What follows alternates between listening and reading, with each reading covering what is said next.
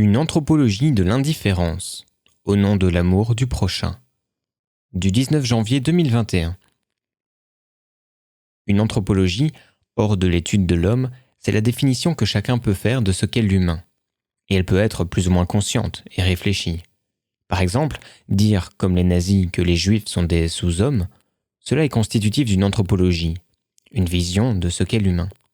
Le libéralisme, comme le marxisme, repose sur une anthropologie, tout comme ceux qui proclament les sexualités multiples et le polyamour. Tout comme ceux qui valident l'idée qu'un barbu de 130 kg pour 1,90 m et puant la testostérone dans son club de foot US se déclare être une femme, voulant être appelée ainsi, même sur son état civil, ses papiers d'identité. À chaque fois, ce qui est demandé ou imposé, à l'entourage, aux passants, à la société, c'est de valider une certaine conception de l'humain, une anthropologie. Et à notre époque, si on ne valide pas, si on questionne, on est jugé. On a droit à ce qu'un tolérant nous dise en substance « Je juge que tu ne dois pas juger ». Il ne faudrait pas penser, jamais, il faudrait juste aimer. Et donc valider toutes les anthropologies qui se présentent à nous, dans un beau bordel ambiant de lutte identitaire. Pas grave si les mots sont vidés de leur sens, s'il y a autant d'anthropologie que d'humains, tout se vaut et que le meilleur gagne. Autrement dit, tout se vaut, mais il y en a toujours qui imposent leur anthropologie et se hissent au-dessus des autres. L'amour universel du non-jugement ne supprime pas la hiérarchie sociale. Autrement dit, le jugement ultime, celui du statut, du pouvoir, reste. Pour aimer vraiment, pour avoir de la compassion envers la souffrance d'un être qui se déclare hors norme, il faut chercher à le comprendre. Ce n'est pas avec des bons sentiments préfabriqués que l'on peut aimer. J'oppose faire la morale à comprendre. Dès qu'on oppose à toute tentative d'analyse, toute dissection de l'étrange, le « faut pas juger », on perd de notre humanité. Comme je l'ai dit dans un article ou deux, la tolérance, c'est un bon moyen de ne jamais s'intéresser à l'autre. Car dès que je m'intéresse à l'autre, à sa différence, je vais naturellement chercher à nous lier par une définition commune de l'humanité. Et c'est là que cela coince. Car vouloir aimer, c'est faire de l'anthropologie, nécessairement. C'est aborder ce qui nous lie, malgré notre diversité.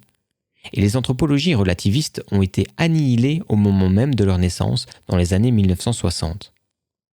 Mais les politiques et les médias ont fait comme si cela n'était pas résolu, et comme si les anthropologies relativistes avaient gagné la bataille idéologique sur un fond de vérité. C'est encore une fois, avec tant de contradictions, d'incohérences, le comique de la chose. Parce que cela allait dans le sens de l'évolution de notre société. Une société sans conscience. Si je vais creuser l'anthropologie de mon semblable mais si différent, je vais à un moment tomber sur des faits, des vérités, des fantaisies et des postulats plus ou moins valables. Et là naît le conflit. Et puis, si je ne suis pas un crétin, et lui aussi, une discussion, un débat et une évolution conjointe adviennent, avec un effort de hiérarchisation des savoirs. Un élan vers la vérité à la Popper, le philosophe des sciences, où l'argumentation étayée est centrale, de même que la science qui n'est ni jugement ni pure description.